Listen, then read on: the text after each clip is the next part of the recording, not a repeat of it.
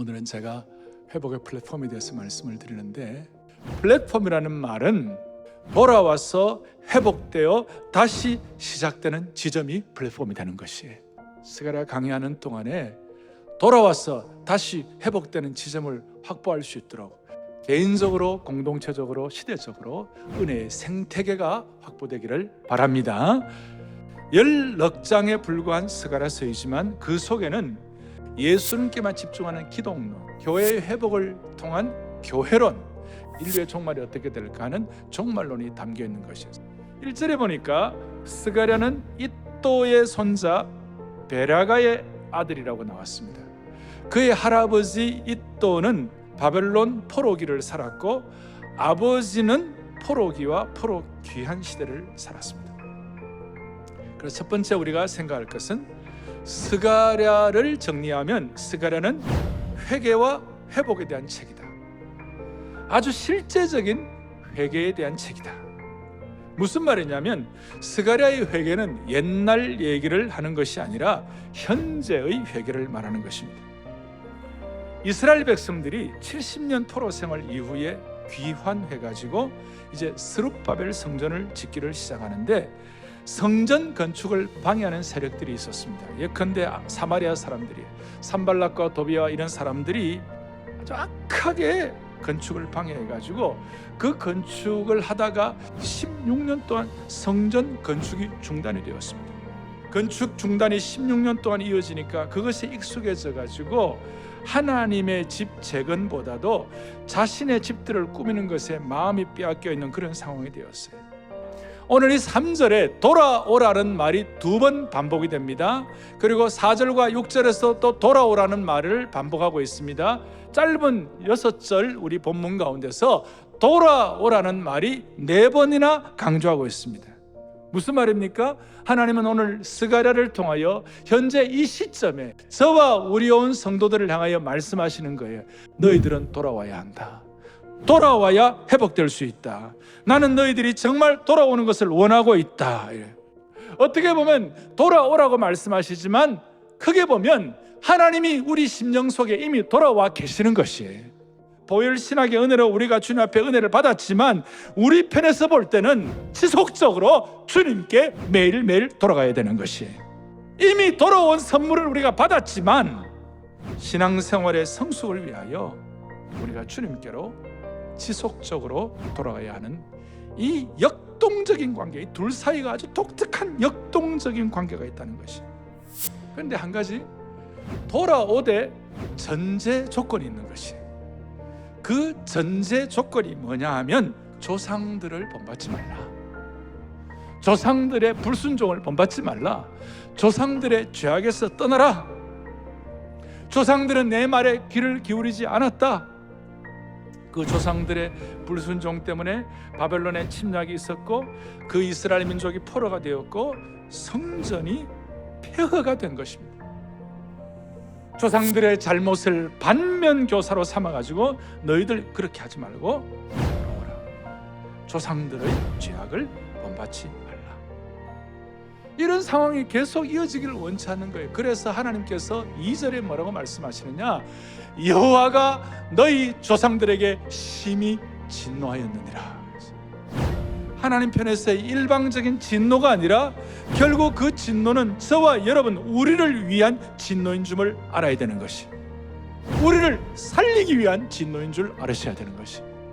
오늘 이 말씀을 들으면서 저나 우리 모두에게 하나님과 나 사이에, 우리 하나님 너무 거룩하시니까 그 거룩하신 하나님, 온전하신 하나님 앞에 우리가 오물투성이처럼 나갈 수가 없잖아요. 그러니까 하나님은 깨끗하라 정화되라 하시는 것인데, 하나님 우리를 살리기 위하여 거룩한 진노를 바라는 그 하나님의 어미 앞에 하나님과 나 사이에 끓이끼는 것들이, 오염된 것들이 깨끗하게 정화될 수 있도록 은혜를 주시기를 바라는 것이. 그러면 구체적으로 지금 저희들이 살아가는 현장에서 우리는 뭘 회개해야 될까요? 예수 그리스도가 내 삶의 전 영역에서 주인되지 않으시는 것, 예수 그리스도가 내 삶의 전 영역을 지배하지 않는 것을 회개해야 되는 것이. 오늘 1절을 다시 보겠습니다. 다리오 왕 제2년 8째 달에 이렇게 나와 있습니다. 이 다리오 왕 제2년이라는 것은 그 시기는 다리오 왕 치세, 다리오 왕 통치, 다리오 왕의 연대표 시기였다는 것입니다. 그런데 그는 이스라엘 백성들 입장에서는 너무나 비참한 것이었어요. 왜냐하면 이스라엘 백성들은 하나님의 통치를 받았고, 하나님의 통치를 받는 대리인이었던 하나님이 세우신 하나님의 왕들의 통치를 받았기 때문에 이스라엘 백성들이 멸망하기 전에는 여호사밧 치세 제 몇 년, 히스기야 치세 제 몇 년, 솔로몬이 통치하던 시기 제 몇 년 하는 이 시기가 이 불순종과 죄악의 범죄를 통하여 이스라엘이 왕들이 직접 통치하는 연대표가 사라져버리고 다리오 왕 치세 2년, 너무나 안타까운 일이 벌어지게 된 것이, 이 이방인의 치세가 언제 끝나는가? 예수 그리스도께서 지배하는 그 순간 끝나게 되는 것이. 그러니까 오늘 우리는 어떤 부분을 주님 앞에서 정리하고 처리해 나가야 할 것인가? 하나님 아버지, 사랑의 교회에 속한 모든 성도들 영적인 연대표가 다시 회복되게 하여 주십시오. 우리는 하나님 나라 연표의 밑에 있는 사람들이에요. 우리는 하나님의 연대표, 하나님의 치세에 있는 하나님의 백성인 줄 아셔야 되는 것입니다. 스가랴서를 시작하면서 이런 말씀을 진지하게 들은 이유는 우리는 하나님의 통치와 하나님의 영역 주권 아래 있다는 것을 말씀을 드리는 것이, 하나님의 연대표 아래 다리오 치세가 아니라 주후 몇 년의 치세가 됨으로 말미암아 하나님이 우리를 지배하시는 영역 주권의 눈이 열리기를 바랍니다. 그래서 이 영역 주권으로 주후를 쓰면 무슨 일이 일어날까요? 오늘 1절에 다리오 왕 제2년이 아니라 이제 우리가 주후가 되면 여호와의 말씀이 선지자 스가랴에게 임하니라 그랬습니다. 하나님의 살아있는 말씀이 임하는 것입니다. 하나님 말씀이 임할 때에 스가랴에서 자주 나오는 내용이 뭐냐면 만군의 여호와가 이르노라 그렇게 했어요. 3절에도 보니까 뭐라고 나와 있습니까? 3절에 보니까 그러므로 너희에게 그들에게 말하기를 만군의 여호와께서 이처럼 이르시느니라.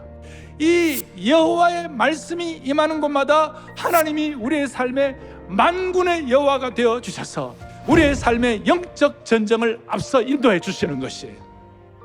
아브라함 카이퍼는 만물을 통치하시는 그리스도께서 인류가 존재하는 모든 삶의 영역들 중 자신의 것이 아니라고 말씀하시는 영역은 단 한 평도 없다 그랬어요. 모든 영역에서 하나님의 통치와 주권이 임한다는 것입니다. 우리의 삶에서 손톱만한 영역조차도, 한 뼘조차도, 1인치조차도 하나님께서 통치하고 계신다는 것입니다. 신앙 좋다는 분들이 99%는 하나님의 영역이지만 1%는 내 영역입니다. 이런 것들이 은근히 저와 여러분 모두에게 다 자리 잡고 있는 것이에요. 신앙 좋다는 분들 가운데 19은 하나님께 양보를 했으니 하나 정도는 하나님 제가 원하는 대로 살게 하여 주시옵소서. 그런데 주님은 아니야. 우주 속의 단 한 평도 하나님의 통치와 주권을 벗어나는 것은 없어. 그리고 이것은 어떤 우리 마음만 회복되는 것이 아니고 스가랴 1장 17절인데요. 같이 한번 보고 마무리하겠습니다. 그가 다시 외쳐 이르시고 나의 성읍들이 넘치도록 다시 풍부할 것이라.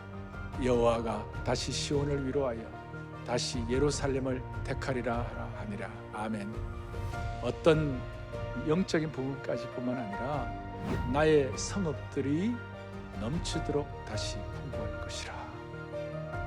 지역적인 회복, 국가, 도시, 성읍, 시티 모든 지역들이 회복되는 축복을 주십니다. 한국과 이 지역을 주님 회복시켜 주시옵소서.